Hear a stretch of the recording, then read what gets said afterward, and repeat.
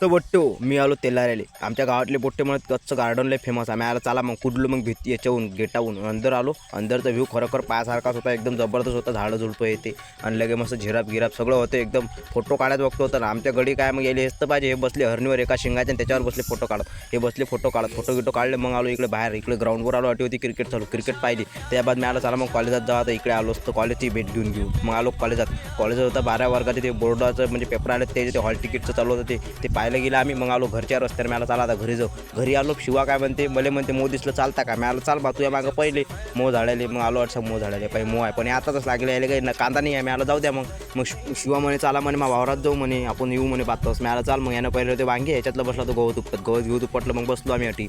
मग निघालो घरच्या रस्त्यानं. तर आपल्या विकीदाचा बड्डे होता. मी आला चाला मग बड्डेवर जाऊ. सगळी पोट्टी बागा जबरदस्त जमले दर्शक सगळेजण.